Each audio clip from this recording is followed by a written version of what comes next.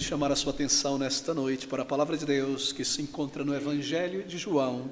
Eu abrirei no capítulo 3, este versículo 1. João capítulo 3, versículo 1. E havia entre os fariseus um homem chamado Nicodemos, príncipe dos judeus. Nosso tema nesta narrativa, neste grande encontro do Senhor Jesus Cristo, este príncipe, este mestre em Israel, conversão é algo sobrenatural. Conversão a Cristo é algo além, acima do ordinário, do natural. Conversão é algo sobrenatural. Aqui diante de nós, um pequeno conjunto perfeito de versículos que encapsula toda a mensagem da palavra de Deus. Nós temos aqui algumas declarações que resumem toda a Bíblia, de uma maneira clara, de uma maneira compreensível e mais direta não poderia haver. São palavras que falam da grande necessidade de uma nova vida em Cristo, uma transformação, ser refeito por Deus espiritualmente. É chamado aqui de nascer de novo, nascer do Espírito. Como nas palavras do apóstolo Paulo, ser feito por Deus uma nova criatura, uma criatura original em Cristo, tão diferente do que nós éramos antes. E ser um cristão é isto, é uma nova vida, é regeneração, é uma obra que é realizada de fora para dentro, não de dentro para fora. É algo que vem do alto, da parte de Deus. Este é o significado deste registro, neste capítulo 3, desta conversa, deste diálogo do Senhor Jesus, o mestre vindo de Deus, e Nicodemos, o mestre entre os judeus. Bem, queridos amigos, você já deve ter notado em nosso país de há muito tempo que ser um cristão, ou mais particularmente falando, ser um evangélico em nossa sociedade se tornou algo muito comum, algo muito barato, na verdade. E você vê todo tipo de gente que, até onde nós sabemos, nunca pisou na igreja ou não tem qualquer conhecimento real do Evangelho de Cristo Jesus, reivindicando o título de evangélico. Pessoas de todas as classes, é claro, mas pessoas que não parecem possuir o menor conhecimento do que esta nova vida em Cristo Jesus, declarando-se cristãs, evangélicas, discípulos do Senhor Jesus Cristo, Salvador. E veja, pessoas que, apesar da declaração, da reivindicação de serem cristãs, não parecem demonstrar quase nada de Cristo em suas vidas. É muito fácil hoje em dia ser um evangélico, ser um protestante. É fácil cantar os louvores evangélicos, conhecer muitos termos, está na televisão, quase todo canal da TV aberta tem alguma coisa evangélica, e no rádio, e todos nós conhecemos algo, um pouco desta mensagem, da maneira de pensar do cristão, do evangélico. E é possível isso, ser um cristão sem ter um sinal algum de uma nova vida, porque é possível hoje ser um cristão sem ter nascido de novo, ser um evangélico sem ter experimentado a conversão. É possível defender a causa evangélica como uma bandeira política. É possível apreciar as músicas gospel evangélicas. Assim, muitos abraçam estes elementos, esse corolário do cristianismo, e se declaram: eu sou um cristão. E de maneira mais particular, evangélico. Você pode se juntar a uma marcha em prol do Senhor Jesus Cristo, a sua verdade, a sua causa, sem ter experimentado conversão. E você pode se aparecer, ou melhor, aparentar ser uma pessoa de profundo conhecimento das verdades do cristianismo, sem ter experimentado este novo nascimento. É possível isso. É possível, porque a verdade que está contida aqui nesse terceiro capítulo de João já não é mais ensinada nos púlpitos de nosso país.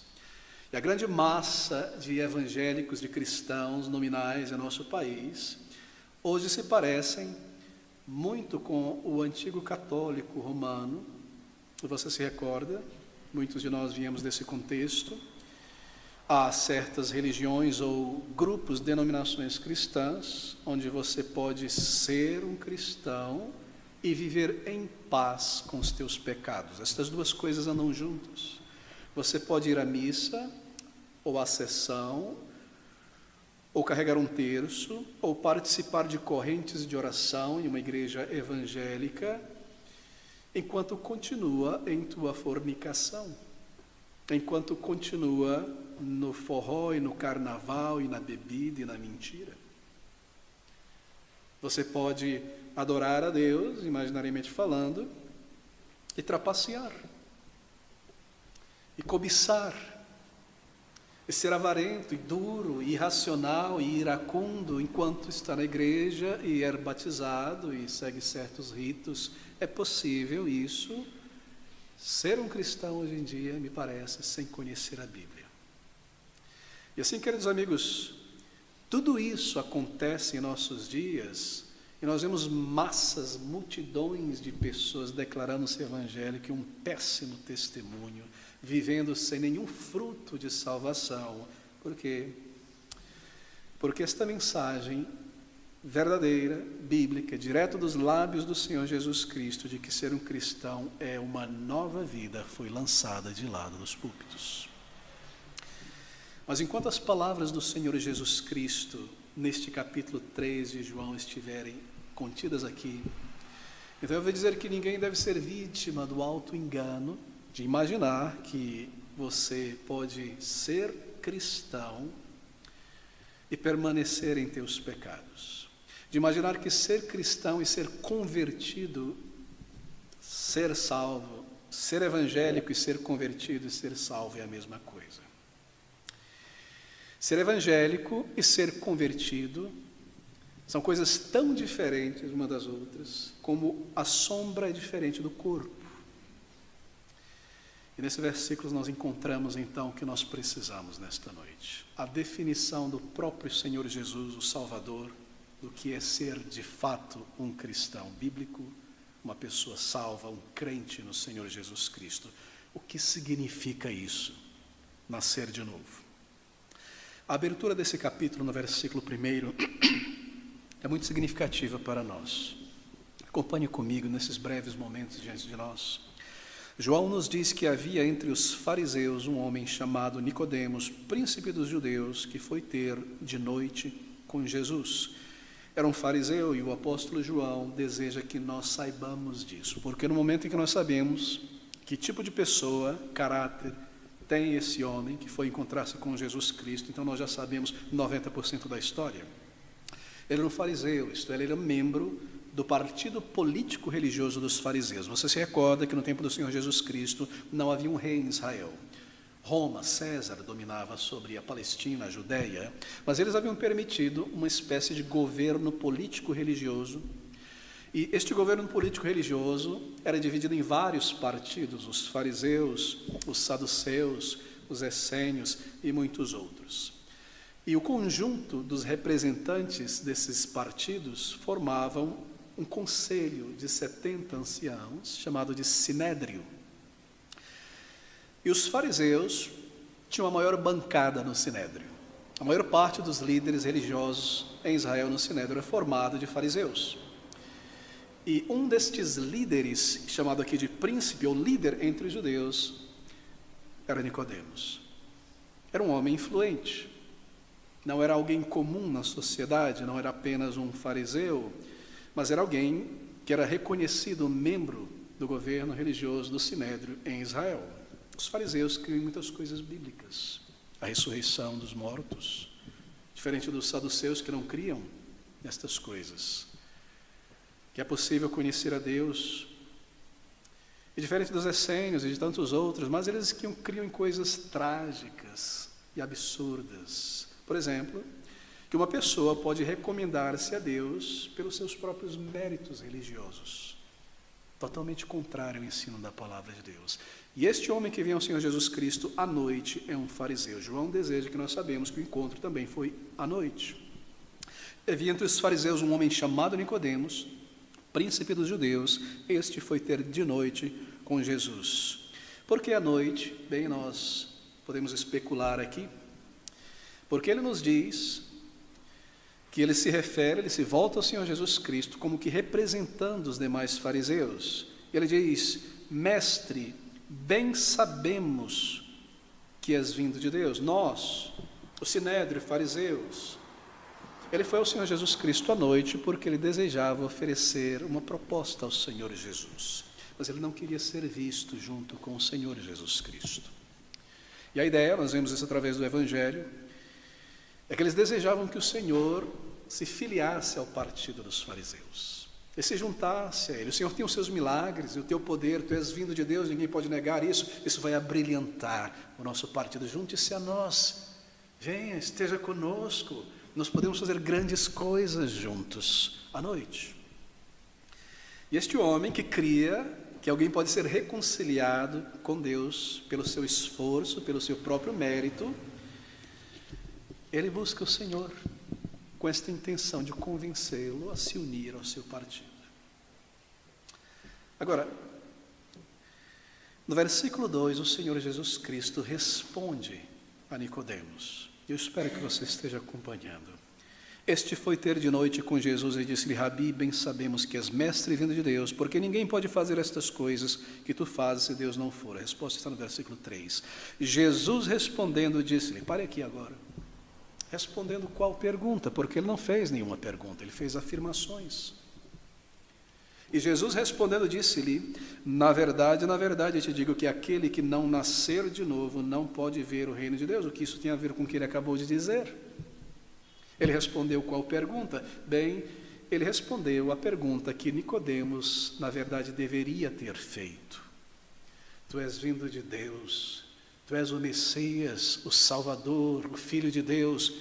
Minha pergunta: como eu posso então ser perdoado e salvo? Como eu posso ter reconciliação com Deus, vida eterna, certeza de salvação? Era isso que ele deveria ter perguntado. Ele compreende que o Senhor é vindo de Deus, mas a pergunta que deve ser: se tu és o Salvador, como eu posso ser salvo e perdoado? Não é isso que ele pergunta, mas o Senhor responde a pergunta que ele deveria ter feito, sobre salvação. Em outras palavras, Nicodemos vai ao Senhor Jesus Cristo com seu currículo na mão. Ele parece dizer, pela sua postura, pela sua atitude, chamando o Senhor para se unir ao partido dos fariseus, que salvação é aquilo que nós cremos. É por um esforço meticuloso em cumprir todos os requerimentos exteriores, externos da religiosidade. As liturgias, a autonegação, os flagelos, isso, aquilo e aquilo e aquilo mais. E se eu conseguir manter isso com sinceridade, então Deus olhará para mim, se agradará de mim e me receberá no céu. Mas o Senhor Jesus Cristo responde, toca nessa questão, e de uma maneira muito direta, conforme Nicodemos começa a pronunciar suas palavras. Ele deve ter pensado no que ele diria, como ele se introduziria, como ele atrairia a atenção do Senhor, começando elogiando: tu és mestre vindo de Deus, daqui a pouco eu vou vir com o meu discurso e meu currículo, e junte-se a nós, somos grandes pessoas. E o Senhor o corta na introdução.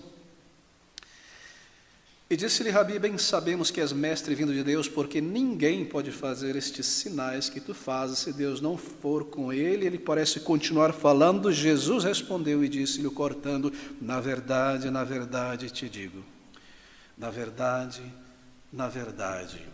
de maneira solene, grave, clara, dogmática e direta, eu te digo: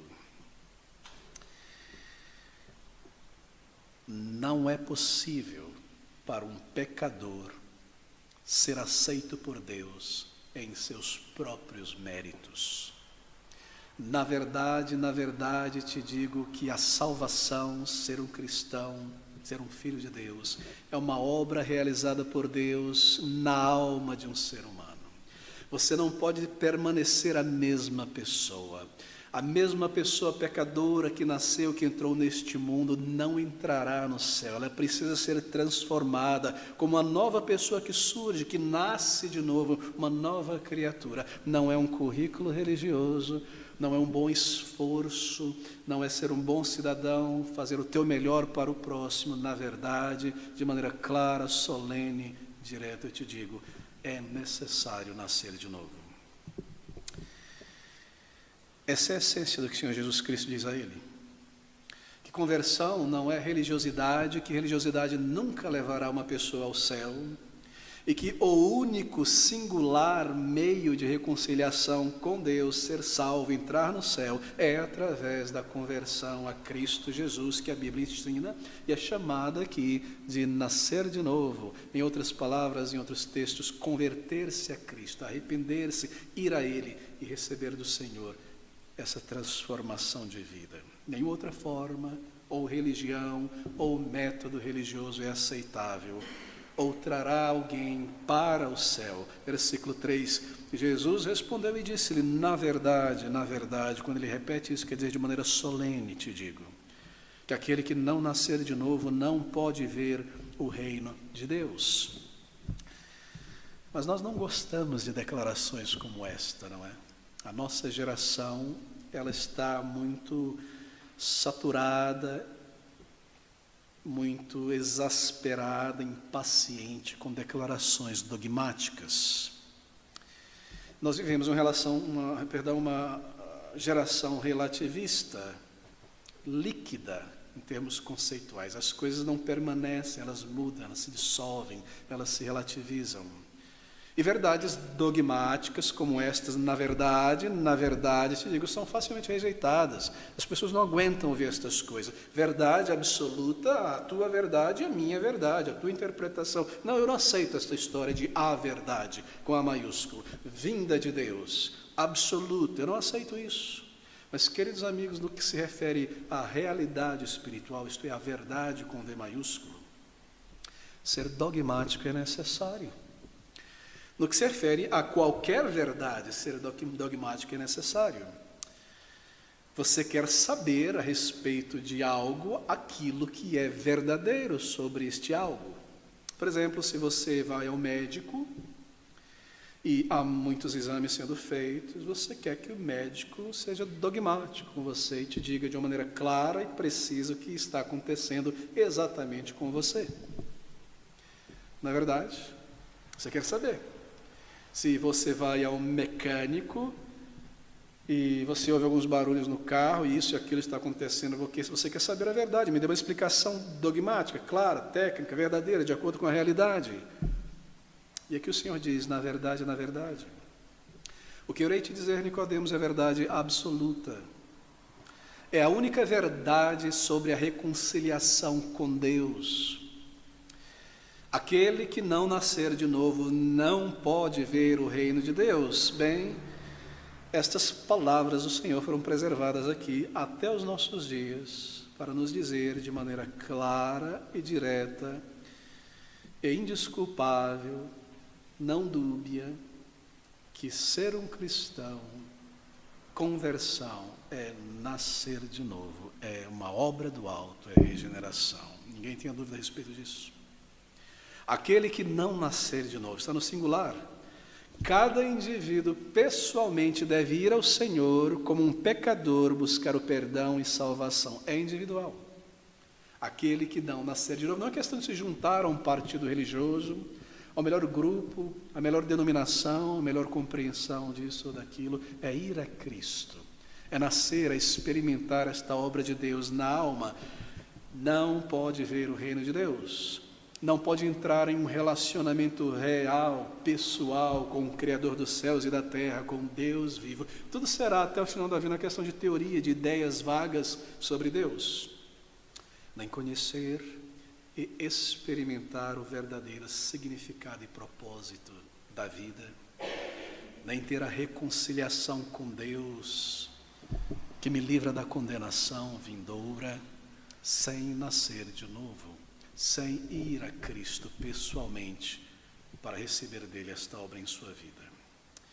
E o Senhor então está ensinando sobre salvação como um novo nascimento. Veja, se você não nasceu, e isto é óbvio, não é? Então você não está vivo. Final da história. É bastante dogmático, não é? E se você não nasceu de novo, então você não possui um relacionamento com Deus. Final da história. É dogmático, não é? Jesus respondeu: na verdade, te digo que aquele que não nascer da água e do Espírito não pode entrar no reino de Deus. Aquele que não nascer de novo não pode ver o reino de Deus, não pode compreender isso, e muito menos entrar no reino de Deus. Qual dogmática, direta, clara esta mensagem. É por isso que ela é odiada e detestada, porque ela diz e reivindica ser o único caminho, a única mensagem de Deus verdadeira. E assim o punho do intelecto humano se levanta, e os dentes rangem, e as pessoas detestam e se levantam contra isso, porque o orgulho humano é monstruoso.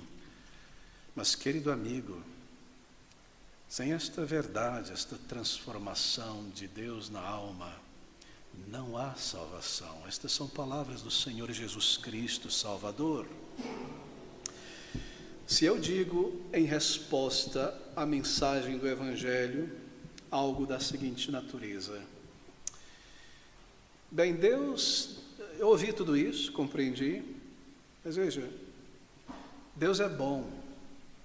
Deus não vai barrar ninguém no céu. Nós vivemos num mundo terrível, cheio de sofrimento. Deus é bom, Deus não vai barrar ninguém no céu. O Senhor Jesus responde: aquele que não nascer de novo não pode entrar no reino de Deus. Ou se eu digo algo nas seguintes linhas: todas as formas de crença em Deus, que sejam sinceras e boas, levam a Deus. O Senhor Jesus responde e diz: aquele que não experimentar esta nova vida, não nascer do alto, não for transformado por Deus, não nascer de novo, não pode ver ou entrar no reino de Deus. E se eu digo a mim mesmo e aos outros, bem, o importante nessa questão toda, sabe o que é? Fazer o seu melhor, tentar ser bom e não ser mal com as pessoas. E o Senhor responderá: aquele que não nascer de novo não pode ver o reino de Deus. Quão dogmático é, não, querido amigo? Isso te ofende nesta noite? Isto toca o ego, isto gera tensão na alma. Se isto gera, porque há dentro de você uma luta contra esta verdade. E você deseja permanecer no controle e dizer a Deus quais são os termos para Ele te receber no céu. E assim eu devo te dizer, sem te ofender, que se este é o teu caso, ainda está vivendo em um mundo de imaginação, autoilusão espiritual. Oh, queridos, lembre-se como nós necessitamos da verdade de Deus de uma maneira clara e direta, porque esta é uma mensagem para a salvação e não para a condenação. Esta é uma mensagem para a vida eterna, o perdão e a reconciliação com Deus. E se você entende, sente a brevidade da vida e a morte se aproximando, então você deve compreender o que isso quer dizer. É para a vida eterna, é para entrar pelos portais eternos, é para preparar-se para encontrar o teu Criador. Sem esta nova vida que vem do alto, não há entrada no reino de Deus. E tudo o que resta é a condenação. Eu tenho conhecido pessoas que ouviram o Evangelho ensinado pelo Senhor Jesus Cristo e tomaram ofensa. Mas enquanto elas liam e ouviam os evangelhos criados pelos homens, segundo o Espiritismo, segundo o que quer que seja, elas estavam satisfeitas. Porque estas mensagens, elas massageiam o nosso ego e nos diz: está tudo bem, há muitos caminhos. E há muitas chances, e você pode voltar e ter outra chance, outra chance, outra chance, outra chance. O importante é você fazer o seu melhor. Mas quando elas ouviram esta declaração de Cristo e compreenderam que o que Ele quer dizer é isso mesmo, então elas se ofenderam. Até então elas tinham uma compreensão de Cristo, do Evangelho, como alguma coisa nebulosa: Cristo, amor, todas as pessoas, salvação, bondade, não importa como você está ou permaneça, o que você pensa com ele, mas quando eles ouviram a verdade de Cristo, elas se ofenderam. Quando pela primeira vez na Bíblia leram e compreenderam o Evangelho de Cristo, sentiram-se ofendidas. E quantas pessoas têm tropeçado nisso? Sabe o que o Senhor Jesus quis dizer sobre o Evangelho ser uma pedra de tropeço? É exatamente isso. Ela se põe em meu caminho. Eu estou traçando um caminho para o céu. E de repente esta grande pedra está ali. Eu tropeço nela. Eu não posso entrar em meus méritos. Eu não serei recebido por Deus. Ele é santo. Ele conhece os meus pecados. Ele marca e registra, e porque Ele é justo, Ele deve julgar. Ele não pode permitir que isso seja colocado de lado, que a sua lei santa seja desprezada desta maneira, em palavras, pensamentos, atos e ações, e Ele rejeitado e colocado como nada para o lado. Ele deve julgar. Esta pedra está ali. O único meio de reconciliação com Deus é lidar com os pecados. E como eu posso lidar se eu sou o ofensor? Pagando. Mas a Bíblia diz que o salário do meu pecado é a condenação, é o inferno. Então ali está esta grande pedra. O dom gratuito é Cristo Jesus. Eu preciso de uma nova vida em Jesus Cristo. Esta pedra se interpõe em meu caminho. E eu me ofendo. Eu não aceito. Eu tomo ofensa. Por quê? Porque a mensagem que ouviram agora da palavra de Deus os faz sentirem-se pecadores. E quando lhes foi ensinado que eles estavam bem, e que eles podiam louvar a Deus, e cantar louvores, e estar na igreja, e ser recebido com um título de cristão, de irmão, de irmã, e que eles estavam muito bem, tudo que precisam é uma ajudinha de Deus, eles estavam tranquilos com Cristo. Eles estavam ok com a mensagem do Evangelho, isso lhes contentava.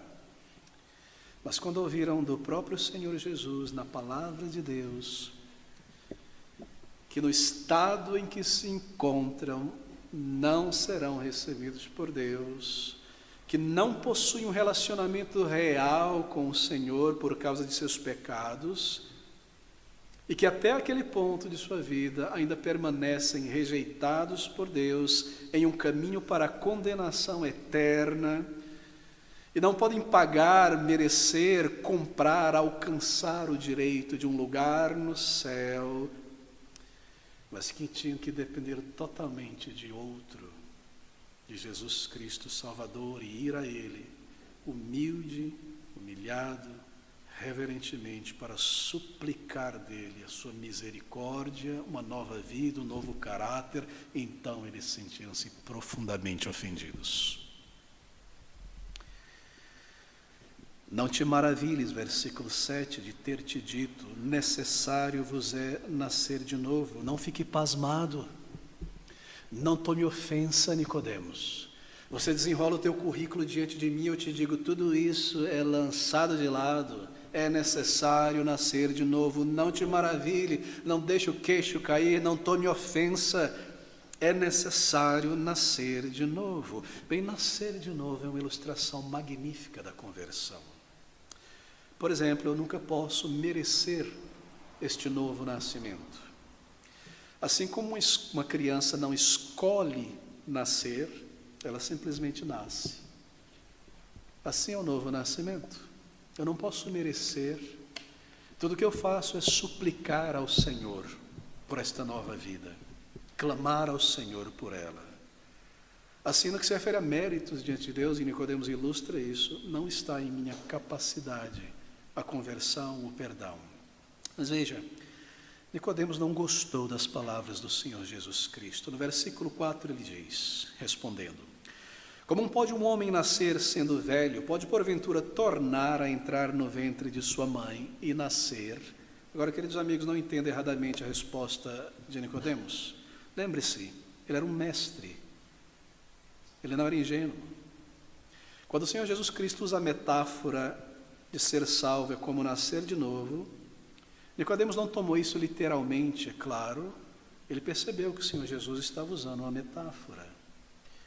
De maneira que a resposta que Nicodemos dá no versículo 4 é uma maneira dele demonstrar desprezo pelo Senhor Jesus, que está dizendo, eu posso entrar na barriga de alguém. Ele dá uma resposta literal a uma informação metafórica.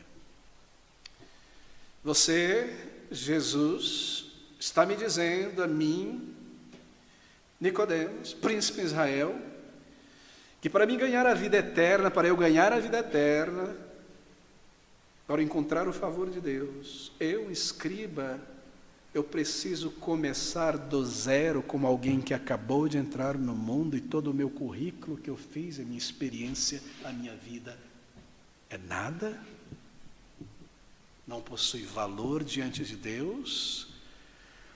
E que eu não sou nada aos olhos de Deus em mim mesmo? E a menos que eu experimente do alto esta obra, essa conversão que vai além da minha força, que vem de fora e me transforma, o perdão de Deus, se eu buscar, eu não vou ter a vida eterna, eu vou ter que começar do zero, eu não vou ouvir isso, eu não quero ouvir isso, eu vou ser sarcástico com a minha resposta, e é isso que está acontecendo aqui. Nicodemos nem por um minuto pensou que o Senhor Jesus Cristo aqui falava de maneira literal. E assim ele responde esta analogia da água, do Espírito, com uma pergunta sarcástica, literal. É absurdo, ele está dizendo. Como pode um homem velho, adulto, barbado, nascer de novo, entrar no ventre da sua mãe, voltar a nascer? Deus não pode, Cristo não pode sair por aí dizendo estas coisas. Que uma pessoa, para ser aceita por Deus, precisa de uma transformação completa, que para alguém agradar a Deus, a minha moralidade não serve, as minhas boas ações, a minha religiosidade, a minha sinceridade, que eu tenho que ir a Jesus Cristo como um ser, um homem, uma mulher falido moralmente, falido espiritualmente, e lançar fora todo o meu currículo do orgulho religioso, e vir de mãos vazias como um pobre pedinte espiritual e suplicar e implorar a Ele por perdão. Sim, é exatamente isso que o Senhor Jesus Cristo está dizendo aqui. Nicodemos era um homem religioso de si mesmo. Ele não conhecia nada a respeito desta verdadeira vida, de um verdadeiro relacionamento pessoal com Deus, do poder de Deus em transformar, em regenerar uma vida, e assim ele precisa nascer de novo, e nós também. E todo indivíduo nascido neste mundo, nascido da carne, quem é da carne, permanece da carne. E a carne, o pecado, esta velha natureza, não pode herdar o reino de Deus. Eu preciso de uma nova natureza transformada. Eu preciso da conversão em Cristo Jesus. Querido amigo, a experiência que conduz alguém a tornar-se um cristão genuíno é uma experiência miraculosa, sobrenatural. Não é meramente como trocar de partido, de time, de ideia, de ideologia, de casa. É uma transformação real na vida, realizada por Deus. É como ser recriado. O apóstolo Paulo diz que aquele que está em Cristo agora é uma nova criatura, uma criatura original, foi recriado por Deus, um novo homem, uma nova mulher, para entrar no céu. Você já nasceu de novo, há evidências disso, uma nova pessoa. Você já rogou, suplicou ao Senhor que faça isso em tua vida, perdoando os teus pecados, e te dando um novo caráter para amar a Deus, conhecer a Deus e vencer os teus pecados. Sem este novo nascimento, ninguém, diz o Senhor Jesus Cristo, poderá ver, entrar ou habitar no reino de Deus. Permanece nas trevas exteriores, condenado. Ser salvo é uma obra de Deus na alma de uma pessoa. É uma transformação inicialmente invisível, as pessoas não veem, diz o Senhor Jesus Cristo. Ele diz, Versículo 8: o vento sopra onde quer e ouves a sua voz, mas não sabes de onde vem, nem para onde vai. Você vê ele movendo as coisas, com grande poder muitas vezes, mas você não vê o vento, ele não sei de onde ele veio, para onde é que ele vai. Assim, diz o Senhor Jesus, é todo aquele que é nascido do Espírito.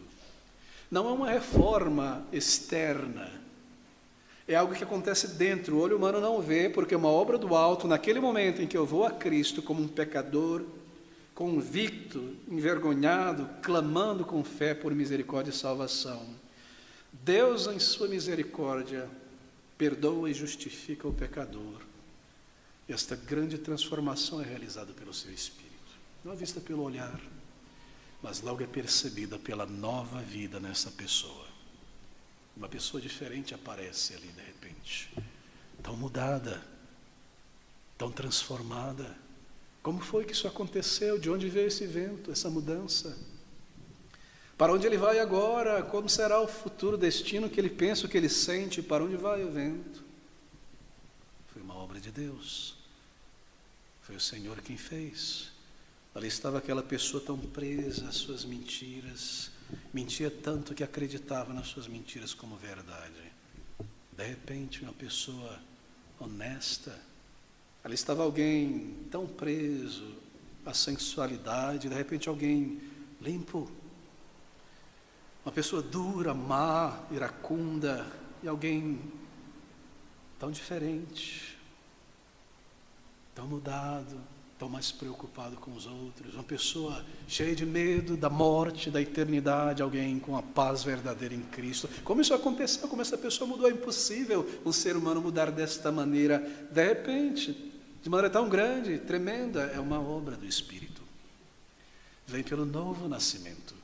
Vem do alto, vem de Deus. Eu não tenho em mim mesmo, eu devo buscar, eu devo pedir isso antes de partir para a eternidade. De outro modo eu não verei, nem entrarei, nem habitarei no céu.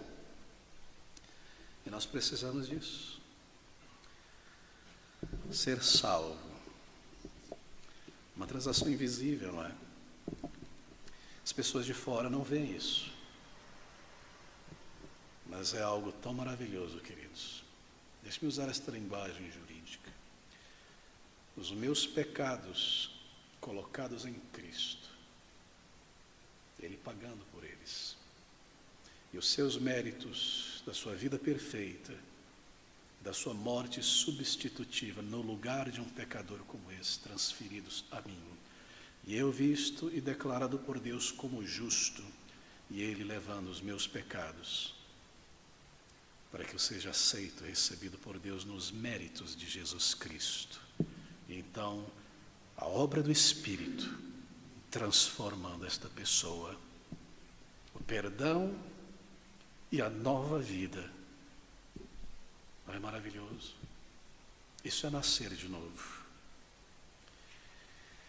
Se você vai ao Senhor da maneira bíblica certa, algo irá acontecer com você que, aos olhos humanos, é invisível. A tua natureza será transformada por Deus. As pessoas verão isso, embora não saberão como aconteceu. Se você é uma pessoa fraca, facilmente dominada e levada pelos apetites terrenos, para longe de Deus, na conversão você será feito uma pessoa forte. E terá a ajuda de Deus para vencer o pecado. Se você é uma pessoa dominada pela imoralidade, na conversão, você será transformado em uma pessoa limpa. Se alguém orgulhoso, autossuficiente, na conversão, você é transformado em uma outra pessoa, mais agradável a Deus e ao próximo.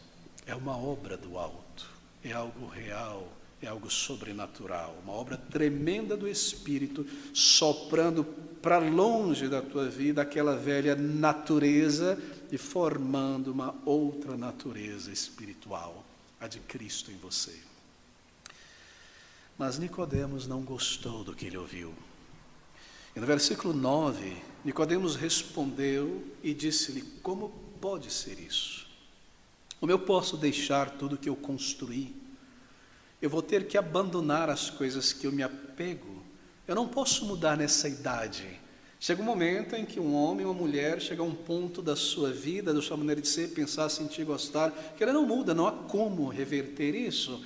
Como pode um homem velho entrar no ventre da sua mãe e nascer de novo? Isso que o Senhor está dizendo é impossível. Herdar a vida eterna como uma nova criatura é simplesmente impossível. Eu não posso mudar. É isso que ia pela mente dele nesse versículo 9. Como pode ser isso? Será que eu não tenho em mim nenhum mérito? Eu sou um religioso toda a minha vida, eu construí toda a minha vida nessa esperança, nesta filosofia, entendendo que reconciliar-me com Deus é isso, é ser uma boa pessoa, é cumprir os ritos e tudo mais. Como eu posso agora no final da história, no final da vida, voltar? A resposta do Senhor Jesus é esta. No versículo 10, Jesus respondeu e disse-lhe: Tu és mestre de Israel e não sabes isto? Você se considera um mestre nas Escrituras, estudando o Antigo Testamento e nunca percebeu esta verdade sobre nascer de novo, conversão nas páginas do Novo Testamento? Que reconciliação com Deus é por meio de arrependimento de pecados, fé no Senhor e ser feito por Deus uma nova criatura, sempre esteve ali nas páginas do Antigo Testamento. E então o Senhor explica o significado da sua obra neste mundo. Eu gostaria que você acompanhasse por estes últimos minutos estas palavras do Senhor. E no versículo de número 10 ele responde, 11, na verdade, com solenidade, na verdade te digo, que nós dizemos o que sabemos, nós que pregamos este evangelho, e testificamos o que vimos e não aceitais o nosso testemunho. Se vos falei de coisas terrestres e não crestes, como crereis se vos falar das celestiais? E agora ele explica, qualifica. Ora, ninguém subiu ao céu, senão o que desceu do céu, o Filho do Homem que está no céu. E como Moisés, no Antigo Testamento, onde você deveria ler e conhecer Nicodemos, levantou aquela serpente numa haste no deserto, para que todo aquele que olhasse para aquela serpente, simplesmente por olhar, fosse sarado das mordidas abrasadoras daquela serpente e não perecesse, assim, o Filho do Homem, eu, Jesus Cristo, serei levantado na cruz, para que todo olho que pela fé olhar para mim como um Salvador e buscar de mim o perdão e a salvação, não pereça, como os homens e mulheres no deserto, mas tenha a vida eterna. Por que de tudo isso? Por que da necessidade disso? Porque esta grande história, tamanho preço, porque o pecado humano é tão grande, querido amigo, e o amor de Deus tão imenso, que Deus em sua compaixão tão grande,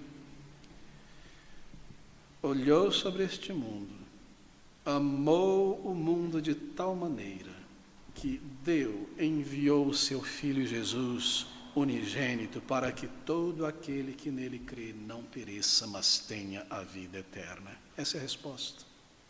Para que todo aquele que nele crê não pereça pelos seus pecados no julgamento final, mas tenha a vida eterna, a vida com Deus, a verdadeira vida, a vida que inicia aqui, esta nova vida. A eternidade começa aqui. Para o salvo, cada dia é um novo dia a mais de eternidade. Conhecer a Deus, e a eternidade não se refere apenas à longura de dias, mas a vida com Deus, o experimentar do Senhor, ser uma nova pessoa em Cristo, o propósito, a realidade, respostas à oração, comunhão com Deus, conhecer a verdade, o significado de todas as coisas, a paz de Deus, a paz com Deus, a certeza de vida eterna, o temor da morte e condenação é removido, e então a eternidade, o novo corpo, o novo céu, uma nova vida, a eternidade. O Senhor explica o significado da sua obra aqui. Que Ele veio para morrer, e não para ser um bom exemplo para a humanidade, como a humanidade pode, pelo seu esforço, imitando Cristo, salvar-se a si mesmo. Não. Ele veio para morrer, Deus enviou e entregou o seu Filho como um sacrifício, um cordeiro, no lugar de pecadores. Para que todo pecador, falido moralmente, pondo nele a sua fé, olhando para ele com os olhos da fé, eu sou um pecador, ele é o Salvador, eu vou a ele, seja salvo da condenação e tenha a vida eterna que ele trouxe, o perdão, o novo caráter, o novo nascimento, nascer de novo. Não é belo? Como isso representa essa nova vida? Você nasce e você é recebido para dentro de uma família. E quando alguém é perdoado, justificado pela fé, pelos méritos de Cristo, é feito filho de Deus, filha de Deus. E é educado, é criado, e recebe o Espírito do Senhor. E como um filho, uma filha se torna um herdeiro de Deus em Cristo Jesus. E as bênçãos do Senhor, o amor do Senhor, um filho de Deus, isso é verdadeiro cristianismo. Conversão, nascer de novo, uma nova vida. Bem, eu tenho tanto a dizer nesse texto, mas eu preciso concluir. Quanto mais nós pensamos sobre esta nova vida que vem do alto, que ser um cristão é uma transformação de Deus, resultante do verdadeiro arrependimento para com Deus, diante de Deus e da fé no Senhor Jesus Cristo. Então, queridos amigos, você compreende melhor a santidade de Deus, a sua perfeição.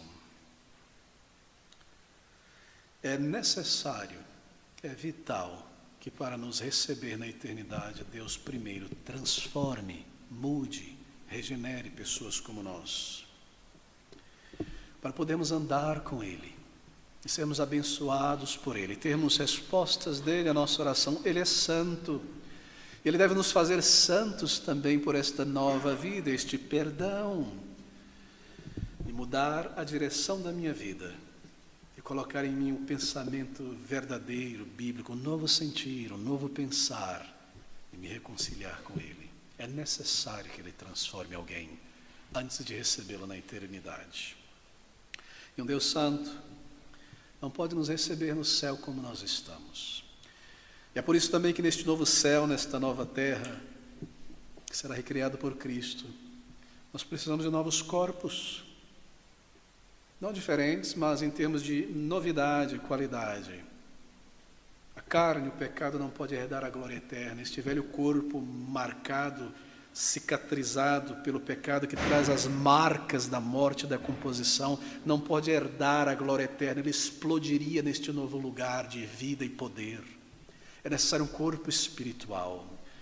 Eu devo lhe dizer também que receberão novos corpos aqueles que rejeitarem a Cristo, para morrerem sem nunca morrer, no fogo que queima e nunca se apaga, e serem consumidos sem nunca se consumir pelo verme da consciência que nunca morre. É necessário uma nova vida em Jesus Cristo. Esta é a realidade, esta é a mensagem do Salvador. Está diante de nós, está aqui nesta noite.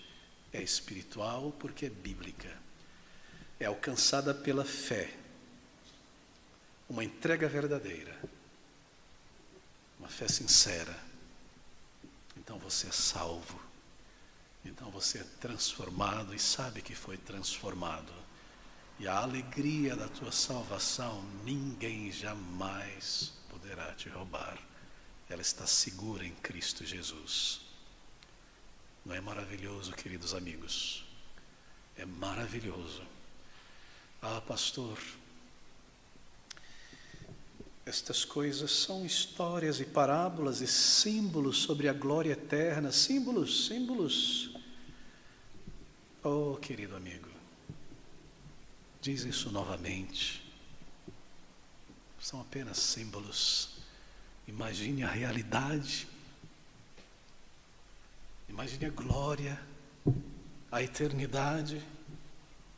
Você vai ao Senhor Jesus nestas trevas, neste mundo como está, e a glória eterna, tão grande a recompensa, tão grande, conquistada, comprada pelo Senhor Jesus Cristo Salvador. Vá hoje, enquanto ainda há fôlego de vida.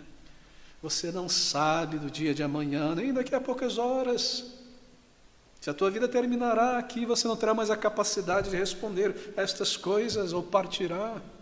Faça isso enquanto você está aqui. Faça. Vá a Cristo, vá a Ele, confesse, se entregue a Ele e suplique por esta nova vida. E você receberá esta nova vida. E saberá que Ele te amou e também morreu por você. Vamos orar juntos. Senhor Deus, Deus eterno sobre todas as coisas, Senhor. Como é maravilhoso ter a Tua palavra e saber que ela é a luz que ilumina o caminho para a vida eterna, Cristo Jesus. E que qualquer pecador, por meio desta luz, desta verdade, encontrará os portais celestes.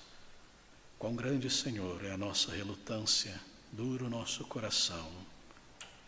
Ajuda-nos, move dentro de nós, faz-nos ver, compreender e sentir a nossa real necessidade e honestamente considerar o estado perigoso de nossas almas se não nascemos de novo ainda.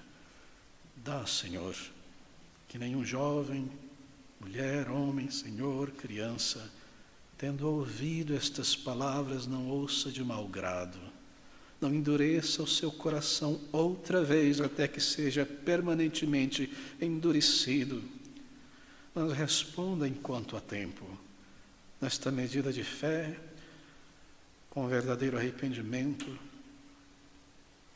verdadeira vergonha, verdadeira entrega, verdadeiro clamor.